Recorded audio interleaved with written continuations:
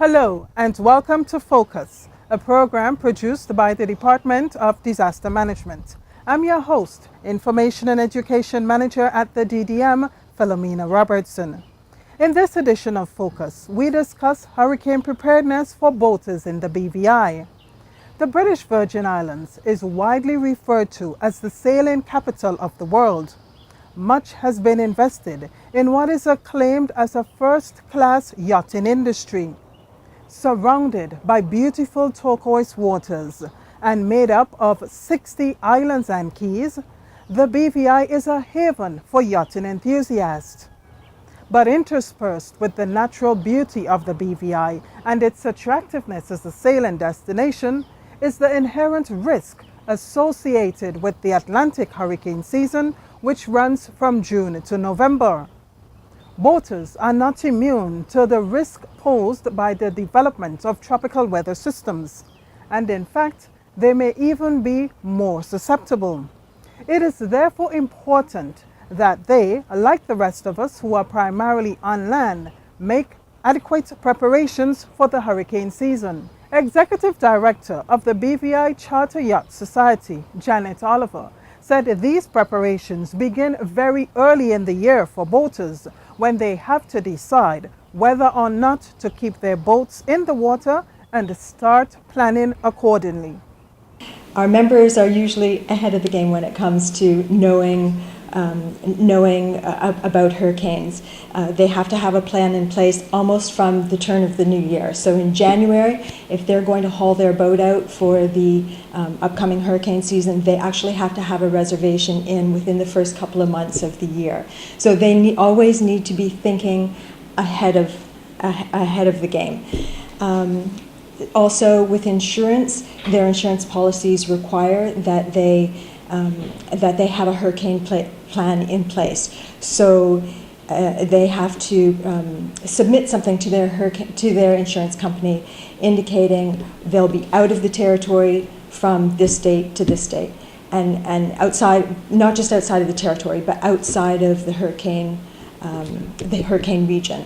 So that has to be approved, if you will, by the insurance company, letting them know, okay, we see what you have in place. So some plan to be out of the area during the hurricane season. Others plan to have their boat hauled out and put on the hard for the hurricane season. Others will obtain a slip at one of the marinas who offer like a hurricane slip. And so what they do is they have to pay in advance for, say, 3 months. And during the hurricane season, if they need to, if there's a named storm or if they feel in any way that there's a threat, then they can go into their slip and secure their boat. In addition to the general preparedness of the Society's members, Ms. Oliver is also impressed with the overall development of the disaster management program in the BVI.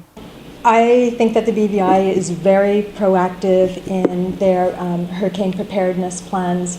I was here in Hurricane Hugo. I wasn't in the yachting industry, I was in the diving industry, but I remember all the planning that went into place for preparing for Hugo.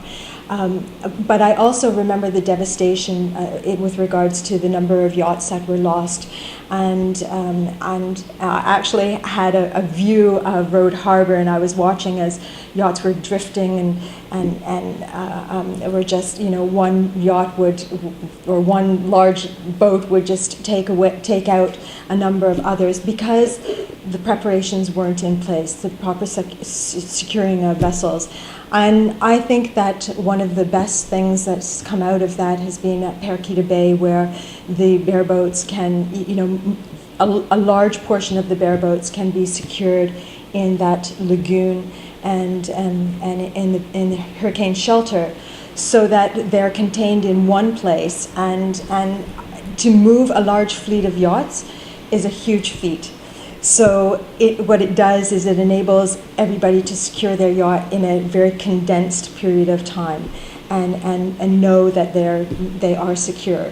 And so I've just seen the development of the preparedness over the years, and personally I've just been really encouraged. I think nobody, as we come into hurricane season, it can always be a bit of a nerve-wracking time, but I think that over the years there are preparations that are put in place, and it almost becomes systematic. And Hugo days, I think we had all become complacent, but I think nowadays you hear the name of a storm and everybody is ready, everybody has their plan in place and set to go. One of the critical components of the preparedness plan for boaters in the BVI is the provision of marine shelters. 11 such shelters exist in the BVI, with one of the main ones on Tortola being Paraquita Bay. This shelter is utilized primarily by the Marine Association of the BVI.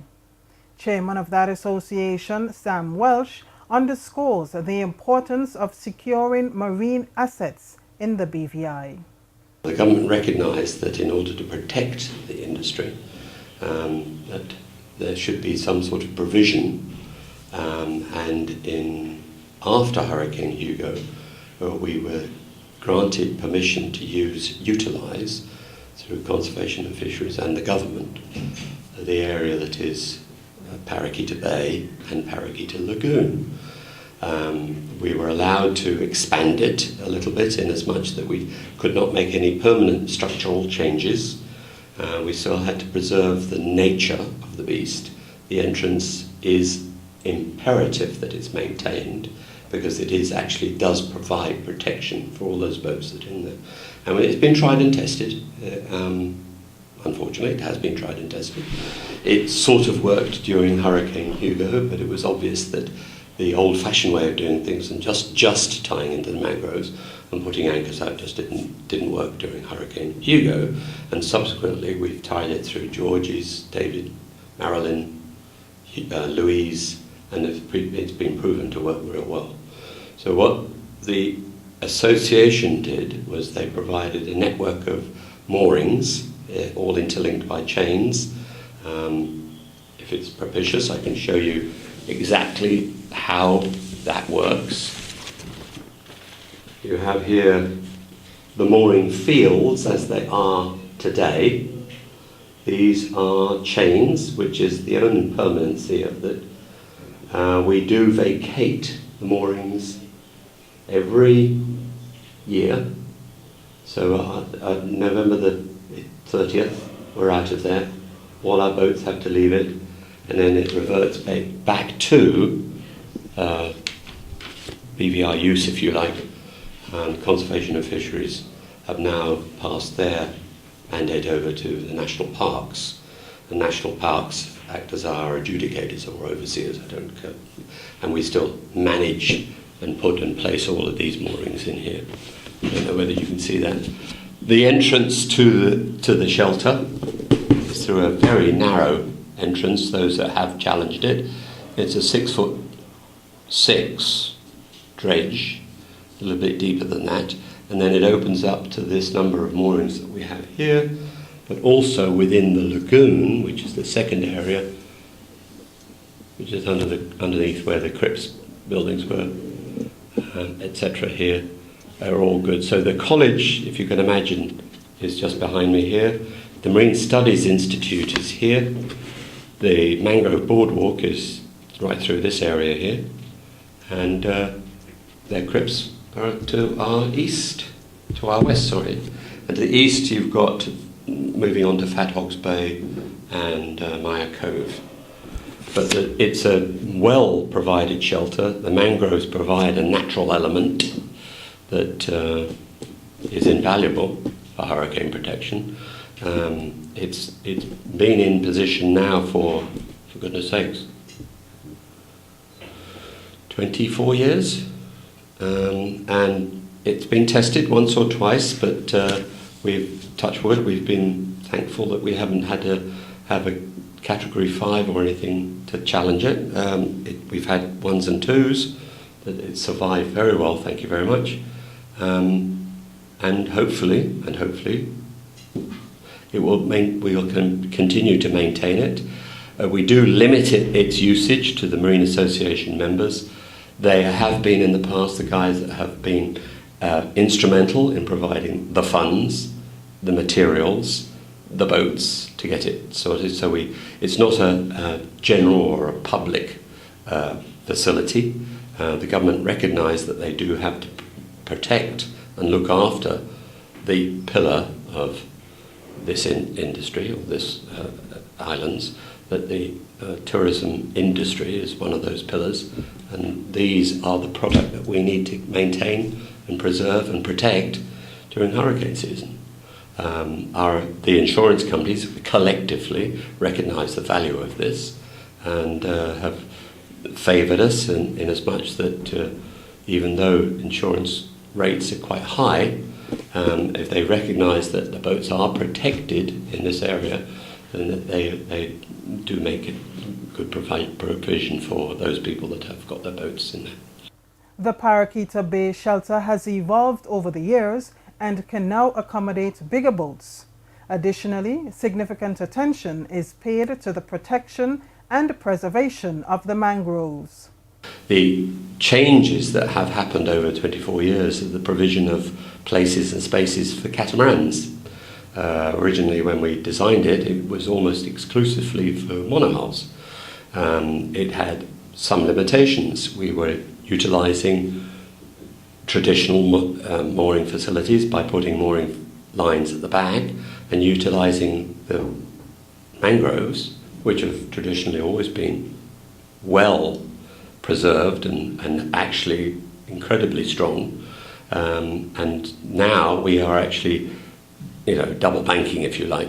Very rarely are we using all of the mangroves, and there are additional chain units which facilitate protection and securing for 1, 2, 3, 4 rows of boats in there, 5 rows of boats in one particular section.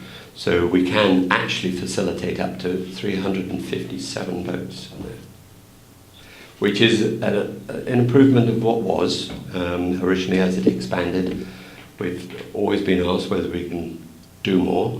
We've made every provision we can for our membership, and those members have supported us. They pay a small fee for maintenance. We have them checked on an annual basis. So every year somebody's going to go around and make sure that all the moorings are sound and complete. And then we insist that the membership follow a few basic guidelines when they're going to put their boats in there. Nobody can live on the boats, so there's not any waste or offal going into the mooring field, I should say.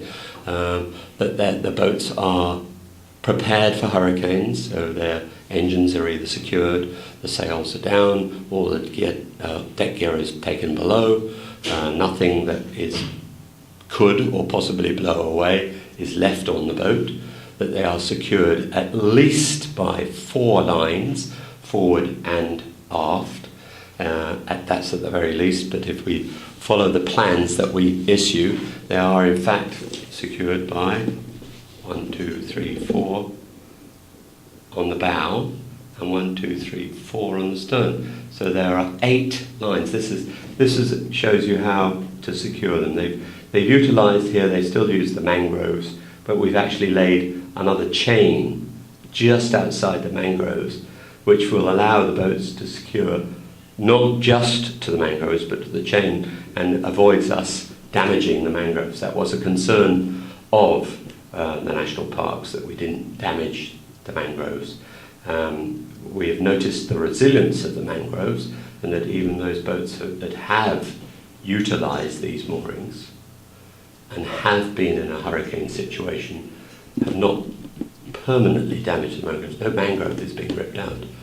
The mangrove root bed is such that it's actually a wonderful, natural, secure anchorage. In addition to the members of the Marine Association, usage of the Paraquita Bay Marine Shelter is open to a number of individuals who have expressed an interest in protecting their marine assets, the H. Laverty Stout Community College, the Kids and the Sea Cats program, and a number of local fishermen.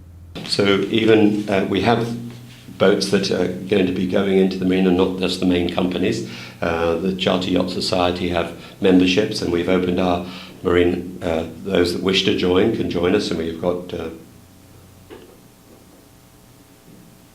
26 i.e. people that are not part of a large company, but 26 members that are individuals that have a keen interest in protection of their boat that will afford them the usage of that.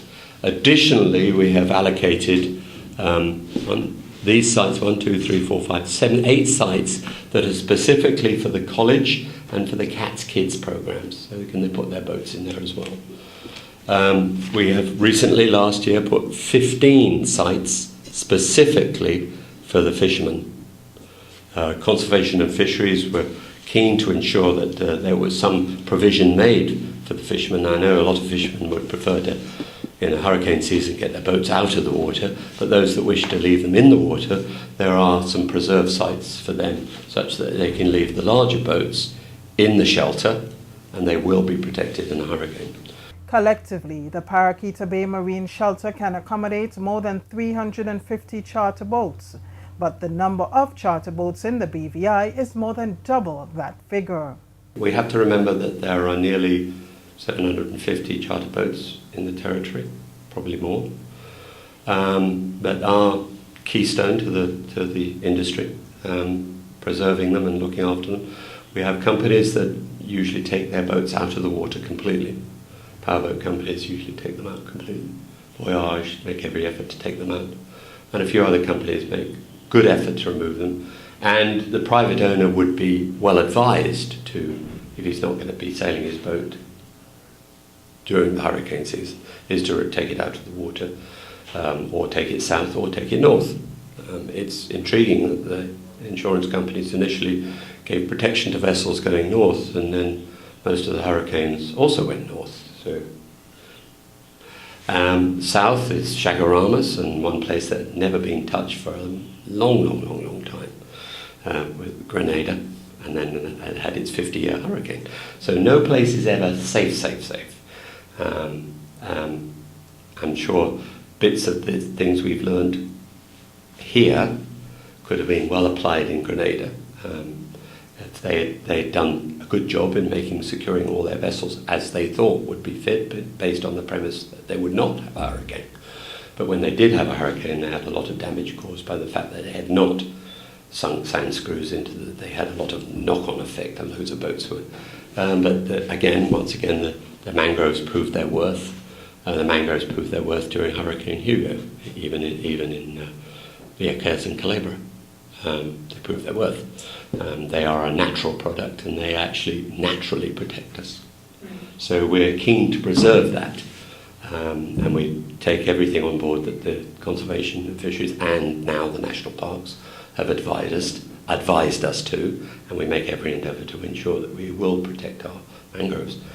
Not only just to the degree of making sure that they're not securing to the mangroves anymore, but they're actually using chains and anchors.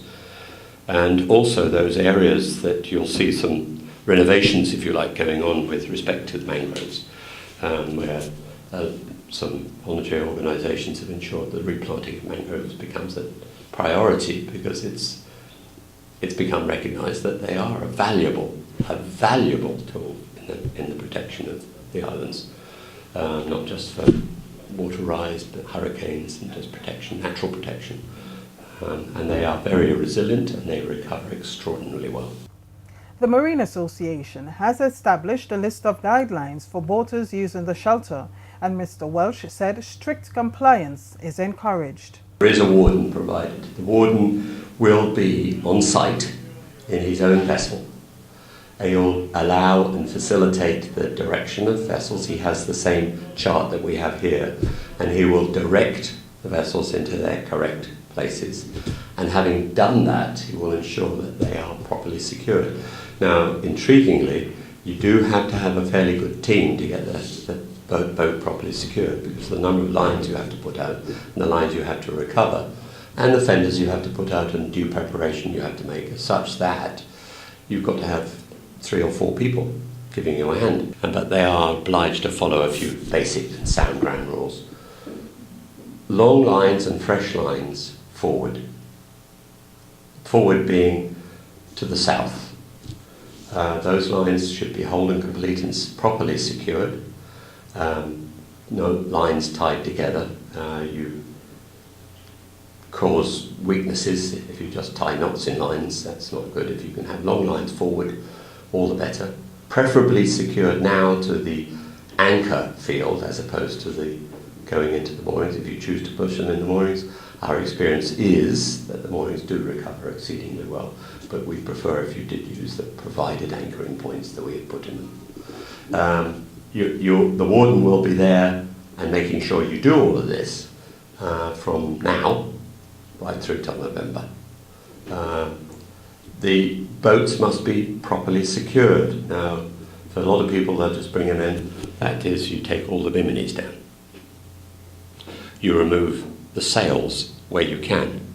We do see a lot of sails now set in stack packs that have to be properly parcelled, and the powers that be know what that is. You literally tie the sail up and make it like, just parcel it, literally make it as tight as you possibly can and reduce the windage as best you possibly can. If you can remove the sails, all the better. So you've removed the jib, you've parcelled the main, you've removed all of the deck gear, and that means all of the deck gear. You don't need to leave life raft rings out, life rafts out, hatch boards. You cover everything up as best you possible, so there's no boat hooks left on board. They're visible, I should say, but everything is stowed below. You shut off the batteries. When you leave, the start battery will be shut off. You should probably shut off your domestic batteries as well. And you will, or most of our users, recognise that that boat will need to be checked on and maintained on a regular basis, and you will have a team going up there every week or every 2 weeks, making sure that those boats are still running, still working, there's no seepage, leakage or weepage, and there's no water to be pumped out. That's a provision you have to also make. You have to make sure those boats are properly maintained. You know, it just takes one hose to come loose on an unattended boat, and all of a sudden you don't have a boat, you have a wreck. It's sitting on the bottom full of water, and that's no good to anyone. You've got to also maintain and move if we have a blow and the lines are working and moving. You've got to go back up and make sure that chafe gear is always provided. Chafe gear is, as we've discovered in so many instances, a boat left moving constantly in the breezes that are happening back and forth, and you're yawing and soaring, as I say, and you're going to break through those lines, and you will have to either replace them, or if you're not replacing them, you'll just have to move them. Now, that's a doable thing as a part of the maintenance aspect of it, sending somebody up there on a regular basis to ensure the lines are still sound. All of the vessels have to be insured to third party. They just have to be. We've had instances of what we call loose callans. One boat incorrectly secured can take out 20-25 boats. So all of the boats have to be properly secured, and if it isn't, at least make it sure it's insured. Okay, so that's a kind of an insistence. And all of the lines must not be less than 5/8 nylon. Must not be less than 5/8 nylon. Bigger, the better, but they must not be less than that. And they should ideally be fresh lines.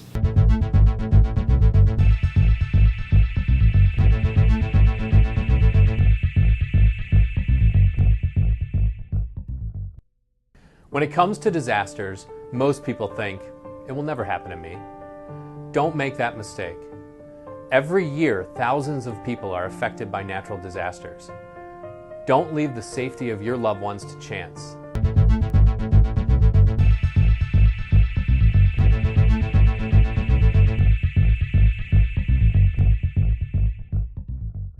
As part of its preparedness for the 2014 hurricane season, and in recognition of the many potential perils facing boaters in the BVI, the DDM tested the maritime search and rescue capacity in the territory.